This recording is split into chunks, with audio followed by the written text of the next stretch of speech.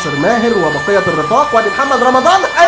حلوه مره ثانيه، هدف التعادل رجعت بقى للهداف والقناص اللاعب وائل فراج اللي غاب كتير جدا ولكن حضر في الوقت المناسب ولعب وخد المتابعه بشكل جيد. ادي الكوره وادي القصه من اولها، وعلي لطفي اخرجها بخطوره يعني صعوبه شديده.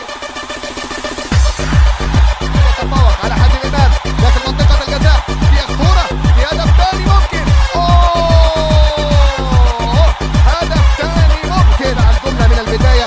جلال ينطلق يلعب الى رمضان، ينتظر. شارك في 30 لقاء وسجل 3 اهداف.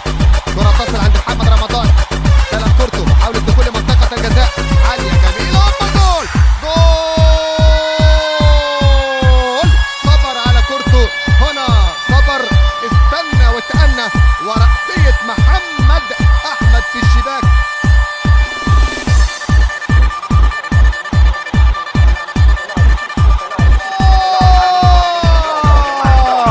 ملعوبة داخل المرمى، ملعوبة بفن، بهدف رائع وجميل، وبالكرة ثابتة كما نتابع.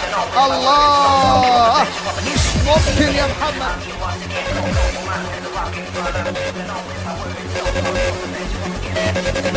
صدى لركلتين فريق من الداخليه، ركلتين جزاء من الداخليه. ادي محمد رمضان، يا ولد يا لعيب، محمد رمضان لسه بشكر فيه في الشوط الاول، يا ولد يا لعيب، ده 3-4 ياردات خارج مرماه عماد السيد. ادي يا ولد يا لعيب، وكأن ميسي بيستلم ويحط يا ولد على البليسك والمقص البعيد. محمد رمضان بيسجل اول اهداف اللقاء. لسه بقول لحضراتكم الفريقين خيبوا ظننا في الشوط الاول وقدموا لنا شوط سلبي في كل شيء، في النتيجه وفي احداثه وفي كثره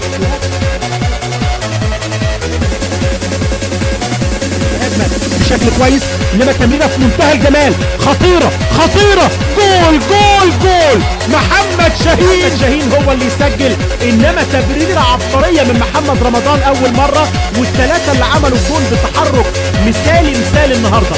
بص شوف محمد رمضان يعمل تمريره اماميه، واسامه محمد يا ولد يا لعيب، اسامه تحرك اكتر من رائع جوه ال 18. انما بص بقى تمريره رمضان، هو ده البلسم اللي